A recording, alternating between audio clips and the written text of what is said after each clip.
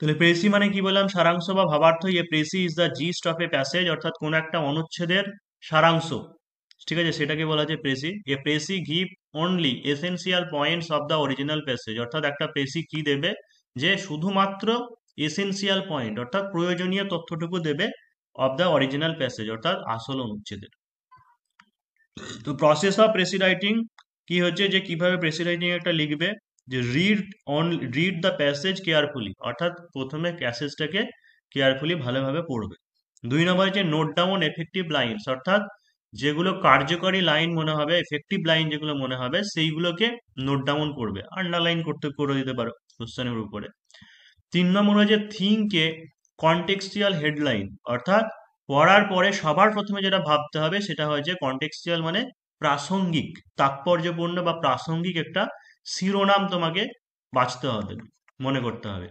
এই শিরোনামটা ভীষণ ইম্পর্টেন্ট, কারণ শিরোনাম যদি কারো ওই রাইটিং এর সঙ্গে ম্যাচ না করে আনসারের সাথে, বা যদি না হয়, তাহলে অনেক সময় এটা বলা হয় যে শিরোনাম যার ভুল হয় তার নাকি প্রেসি চেকই করা হয় না, কারণ সে শিরোনামই ঠিকঠাক দিতে পারেনি, তাহলে আর কি লিখবে।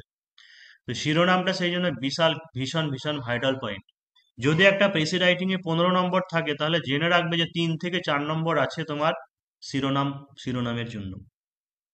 কেউ যদি শুধু শিরোনামটা লিখেও হয়তো 1-2 লাইন লিখে দেয়, তবুও 15-এর মধ্যে হয়তো 3-4 পর্যন্ত 4-5 পেয়ে যেতে পারে। 4 নম্বর হচ্ছে অ্যাভয়েড ডাইরেক্ট স্পিচ, অর্থাৎ সরাসরি যে উক্তি আছে কোটেশন দিয়ে এইসব তো লেখাই যাবে না, তারপরে বা ফার্স্ট বা সেকেন্ড পার্সন এগুলোকে অ্যাভয়েড করার চেষ্টা করবে। তবে অনেক সময় আমি লেখা যাবে না, তবে আমাদের, ঠিক আছে, আবার এই কথাটা বলা যেতে পারে। ধরো কোনো একটা দেখা গেছে যে কোনো রাইটার বা ন্যারেটার কেউ নিজের তার জীবনী বর্ণনা বা কিছু একটা লেখা আছে ওই বলে, তাই বলে আমি বা এরকম তো বলবে না, ওটা পড়ার পরে যেটা বুঝলে সেটাই তুমি লিখবে। 5 নম্বর যে do not try to introduce any new idea, অর্থাৎ নতুন কোনো ধারণা, ঠিক আছে, তার মধ্যে যুক্ত করবে না। Do not add your own comment, নিজের মন্তব্য লিখবে না, অর্থাৎ অ্যাকর্ডিং টু মি বা আমার, ঠিক আছে, যেটা বোঝা গেল এরকম ভাবে বলবে না। Just write the actual meaning, শুধু আসল অর্থটা লিখো। Answer must be lucid and simple, ঠিক আছে, আনসার মাস্ট বি অর্থাৎ উত্তর যেটা হবে সেটা হচ্ছে স্বচ্ছ এবং হচ্ছে পরিষ্কার, এবং within 1/3 words, within 1/3 words of original passage, অর্থাৎ আসল যে অনুচ্ছেদ থাকবে সেই অনুচ্ছেদের 1/3 শব্দের মধ্যে লিখতে হয়। প্রেসি রাইটিং এর ক্ষেত্রে এটা একটা ভীষণ ভীষণ ভাইটাল পয়েন্ট, এবং এই জন্য আলাদা করে একটা পেপার দেওয়া হয়, ঠিক আছে, এই জন্য আলাদা করে একটা তোমার স্পেস দেওয়া হয়, কিন্তু ক্লার্কশিপ বা এসআই এর ক্ষেত্রে এখন দেওয়া হচ্ছে না, আগে দেওয়া হতো, মিসলেনিয়াস অবশ্যই দেওয়া হবে, যে শুধু প্রেসি রাইটিংটা লেখার জন্য তোমাকে আলাদা করে একটা লুজ শিট দেওয়া হবে, সেই লুজ শিটে লিখতে হবে। অর্থাৎ এরকম যদি ছক্কাটা ঘর থাকে, তাহলে প্রত্যেকটা ঘরে একটা করে লিখতে হবে, ঠিক আছে। হয়তো যেমন স্ট্রং যদি লিখো এইভাবে, এই ঘরে স্ট্রং, এবার চেষ্টা করবি হয় উপর দিকে চেপে লেখার বা নিচের দিকে। তার কারণটা হচ্ছে যদি ভুল হয়ে যায় তাহলে জাস্ট কেটে দিয়ে ওই ঘরেই লিখবে, না তো ওই ঘরে না লিখলে আর একটা ওয়ার্ড কাউন্ট হয়ে যাবে। তাই ঘর বাদ দেওয়া যাবে না, হয় উপরের দিকে চেপে লিখবে নাহলে নিচে, তাহলে যদি ভুল হয় তাহলে উপরে বা নিচে কেটে যেন লিখে দিতে পারো। তবে ক্লার্কশিপের ক্ষেত্রে দেয় না, কিন্তু আমার মনে হয় যে হয়তো যদি ছক কেটে লিখে দিতে পারো তাহলে হচ্ছে একটা অ্যাডভান্টেজ পাওয়া যেতে পারে। বা পুলিশের ক্ষেত্রেও এখন লুজ সিট দেয় না, এখন ডব্লিউবিসিএস আর হচ্ছে মিসলেনিয়াস এইগুলোতে লুজ সিট দেয়, আইসিডিএস এর পরীক্ষাতেও দেওয়া হয়েছিল। তাহলে চলো আমরা সরাসরি রাইটিং এ চলে যাই, যে read the passage carefully and write a precis with a suitable title, ঠিক আছে, অর্থাৎ খুব ভালো করে পড়ো এবং হচ্ছে একটা সুইটেবল টাইটেল সহকারে প্রেসিটা লিখো। তো কি দেওয়া আছে, once upon a time a noble man built a grand house, অর্থাৎ একদা একটা সময় একটা আদর্শ ব্যক্তি, এ নোবেল ম্যান একজন আদর্শ ব্যক্তি, বিল্ট এ গ্র্যান্ড হাউস একটা বড় বাড়ি নির্মাণ করেছিলেন। On the front of the gate he wrote the words, on the front of the gate দরজার সামনে তিনি লিখে দিয়েছিলেন, this house is to be given, this house is to be given, এই বাড়িটা দেওয়া হবে, passive voice, is to be given to the first man, সেই প্রথম ব্যক্তিকে বাড়িটা দেওয়া হবে, who can prove, who can prove that he is contented, সে প্রমাণ করতে পারবে যে সে হচ্ছে সন্তুষ্ট। এই যে ধরো একটা তুমি রাইটিং পড়ছো, একটা প্যারাগ্রাফ পড়ছো, মানে আমরা সবসময় কি করব, যে এই রাইটিংটা পড়ছি মানে এটাকে আমি অ্যাজ এ প্রেসি আনসার হিসেবে নেব, কিন্তু লিটারেচারের ক্ষেত্রে সেরকম পড়বে না। এই প্যারাগ্রাফটাই যখন পড়ছো তখন তুমি এটাকেই বাংলা পড়ো। এখানে যে নতুন ওয়ার্ডগুলো আছে, যে ওয়ার্ডের মানে তুমি বুঝতে পারছো না, এখন তো সবার হাতে স্মার্টফোন আছে, তুমি ডিকশনারি থেকে মানেটা লিখে নাও, যে দরকার হলে একটা খাতা বানাতে পারো, সেখানে ওয়ার্ডগুলো লিখতে পারো, দিয়ে তোমার একটা ওয়ার্ড স্টকও বেড়ে যাবে আস্তে আস্তে। এখানে মানে করলে বা সেন্টেন্সগুলোকে বোঝার চেষ্টা করো। এই যে বলছি এই বাড়িটা সেই প্রথম ব্যক্তিকে দেওয়া হবে, মানে this house is to be given দেওয়া হবে, is to be given the first man who can prove, যে প্রমাণ করতে পারবে, দ্যাট হি ইজ কন্টেন্টেড, সে হয় সন্তুষ্ট। One day a stranger, one day একদিনকে, স্ট্রেঞ্জার, স্ট্রেঞ্জার মানে হচ্ছে পথচারী, নকড অ্যাট দ্য গেট, দরজায় কি করলো, কড়া নাড়ল, and desire to speak to the noble man, এবং সেই আদর্শ ব্যক্তির সঙ্গে কথা বলার ইচ্ছে প্রকাশ করলো। আই অ্যাম কাম, আমি এসেছি, সেড হি, সে বলল, to take possession of this house because I can prove that I am contented, এই বাড়িটার অধিকার চাইতে, অধিকার নিতে, কারণ আই ক্যান প্রুভ, আমি প্রমাণ করতে পারি যে, দ্যাট আই অ্যাম কন্টেন্টেড, আমি হচ্ছি সন্তুষ্ট ব্যক্তি। The noble man said in reply, সেই আদর্শ ব্যক্তি তার প্রত্যুত্তরে বলেছিল, but there is certainly no trace of that quality in you, but there is certainly, কিন্তু নিশ্চিন্তেই, নো ট্রেস, কোনো চিহ্ন, অফ দ্যাট কোয়ালিটি, এটার সেই তার কোনো চিহ্নই আপনার মধ্যে নেই।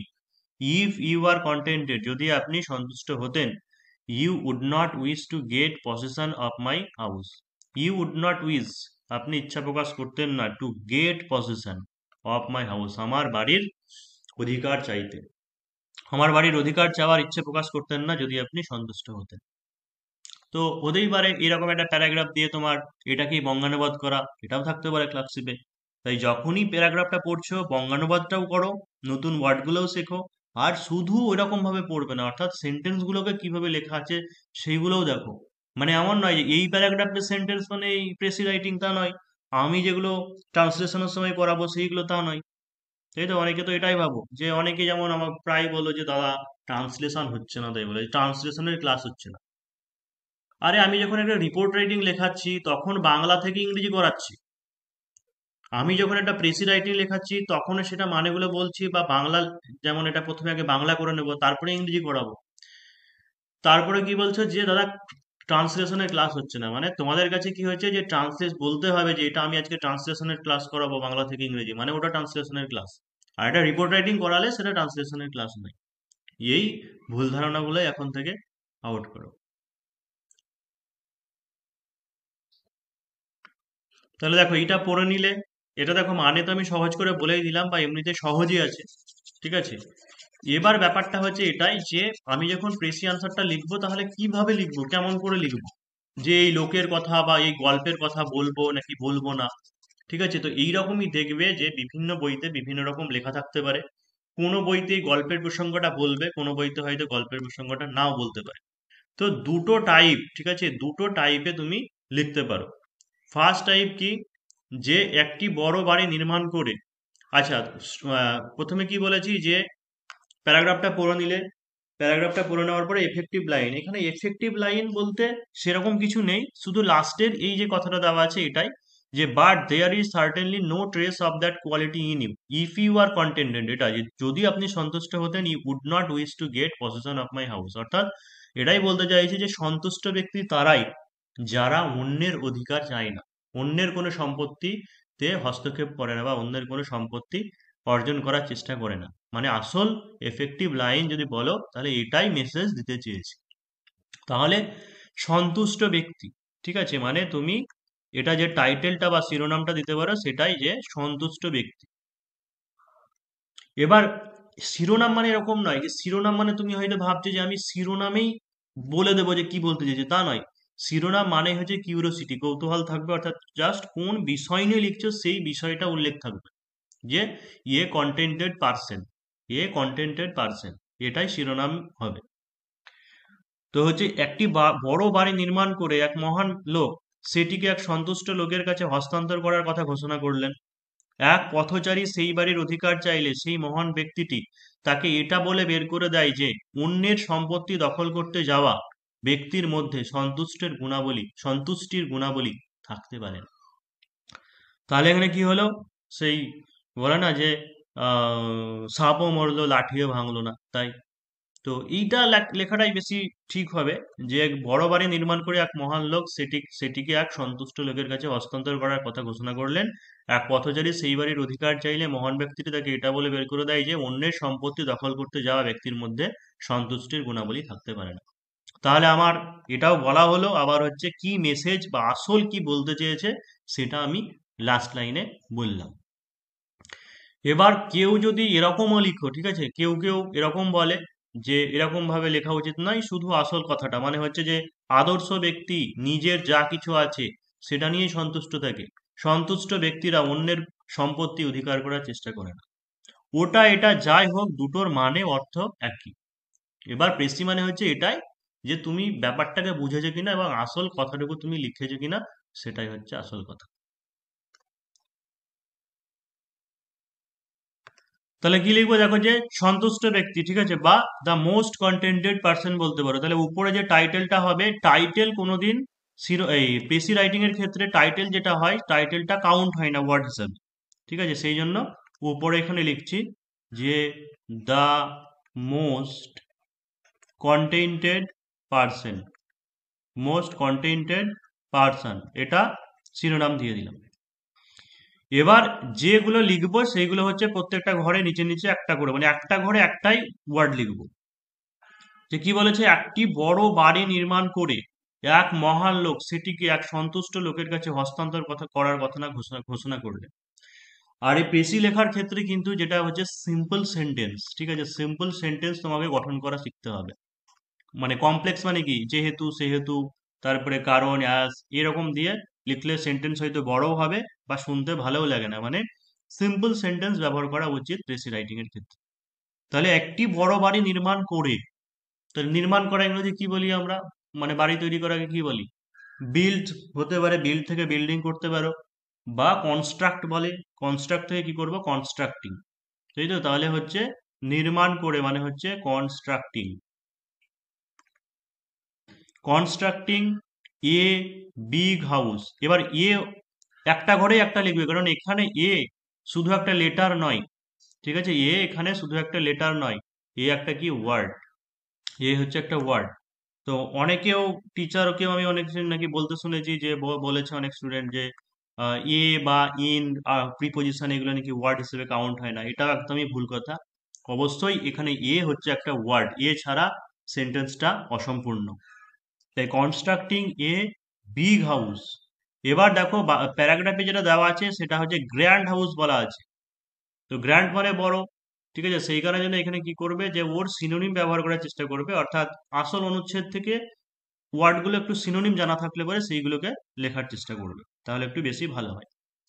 যে কনস্ট্রাক্টিং এ বিগ হাউস, তাহলে একটা বড় বাড়ি নির্মাণ করে, কমা, কি দেওয়া আছে, নোবেল ম্যান ওখানে বলা হয়েছিল। বা নোবেল মানে আদর্শ, নোবেলের আর সিনোনিম কি হয়, যে এক মহান লোক, মহান ইংরেজি কি হয়, গ্রেট ম্যান বলি।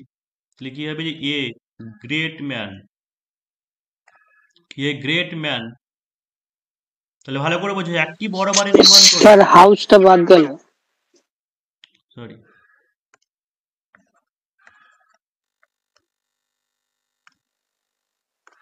তাহলে কনস্ট্রাক্টিং এ বিগ হাউস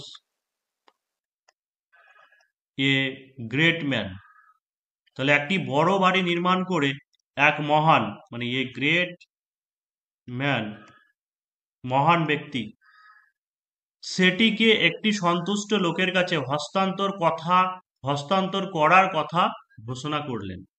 এবার বাংলা অনুযায়ী তো এরকম ইংরেজি হয় না, ইংরেজিতে বলেছে সাবজেক্ট ভার্ব অবজেক্ট। তাহলে একজন মহান মানুষ ঘোষণা করলেন, তাহলে গ্রেট ম্যান এটা সাবজেক্ট হলো, ঘোষণা করলেন এটা হচ্ছে ভার্ব, তাই তো, ঘোষণা করাটা হচ্ছে ভার্ব। তাহলে কি হবে, যে ডিক্লেয়ার্ড, ডিক্লেয়ার্ড। হস্তান্তর করার কথা কি, হস্তান্তর করাকে কি বলা হয় ইংরেজিতে, declared to hand over, surrender না, oh oh sorry, hand over. তাহলে টু হ্যান্ড ওভার কাকে, আচ্ছা এটাকে, মানে hand over it to a contented person, to a contented person.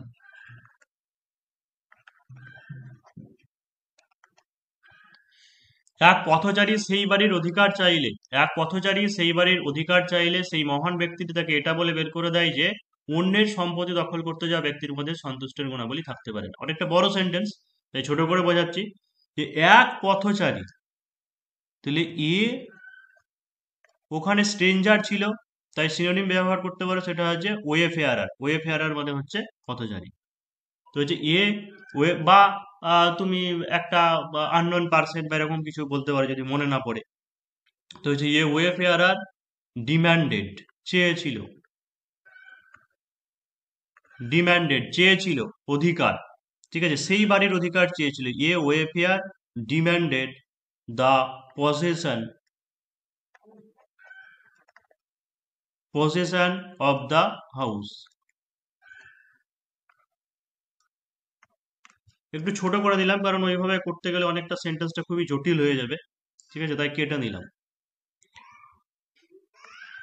But the great man, but the great man তাড়িয়ে দেওয়া, ঠিক আছে, তাকে তাড়িয়ে দিয়েছিল এটা বলে, এরকম বলবো যে তাকে তাড়িয়ে দিয়েছিল এটা বলে। বাট দ্য গ্রেট ম্যান, তাড়িয়ে দেওয়া ইংরেজি কি হচ্ছে? ব্যানিশ। ব্যানিশ মানে তাড়িয়ে দেওয়া বা হচ্ছে নির্বাসিত করা।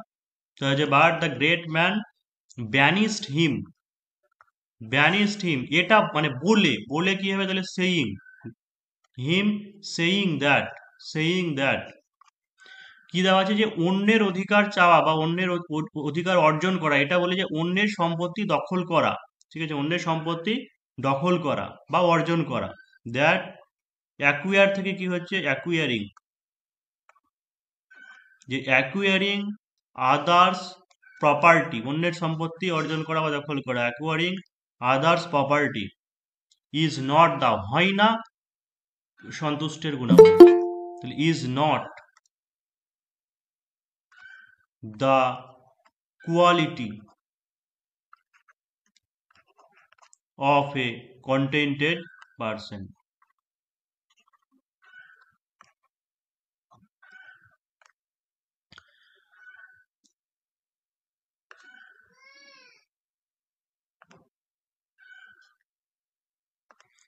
তো দেখো একটাতে এক দুই তিন চার পাঁচটা করে আছে, 1 2 3 4 5 6 7 8, 42টা। মোটামুটি 42খানা হলো। আসল অনুচ্ছেদ দেখো ওইরকমই, যে হয়তো 150 150 এরকমই হয়তো হবে আসল অনুচ্ছেদ যেটা দেওয়া আছে। আর যদি নিচের যে আনসারটা যদি লেখো তাহলে নিচেরটা তো আরো ছোট হয়ে যাবে, যে আদর্শ ব্যক্তি যা কিছু আছে সেটা নিয়েই সে সন্তুষ্ট থাকে, তাই তো? এটা যদি এটাও লিখতে পারো অসুবিধা নেই, এটা লিখলেও নাম্বার পাবে। যে আদর্শ ব্যক্তি যা কিছু আছে, অর্থাৎ টাইটেলটা আরেকটা দিতে পারো যে আহ আদর্শ ব্যক্তির গুণাবলী, এরকমও দিতে পারি যে আদর্শ ব্যক্তির গুণাবলী।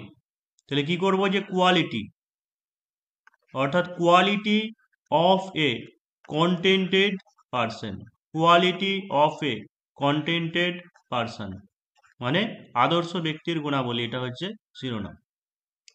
তাহলে বলছে যে আদর্শ ব্যক্তি নিজের যা কিছু আছে সেটা নিয়েই সে সন্তুষ্ট থাকে। তাহলে সাবজেক্ট কোনটা? যে আদর্শ ব্যক্তি মানে হচ্ছে the ideal person, the ideal person is contented, হয় সন্তুষ্ট, তার যা কিছু আছে, মানে হচ্ছে with what he has, with what he has. সন্তুষ্ট ব্যক্তিরা অন্যের সম্পত্তি অধিকার করার চেষ্টা করে না। তো স্যাটিসফাইড পিপল, স্যাটিসফাইড পিপল করে না, do not try, do not try, do not try to possess, do not try to possess the property of others.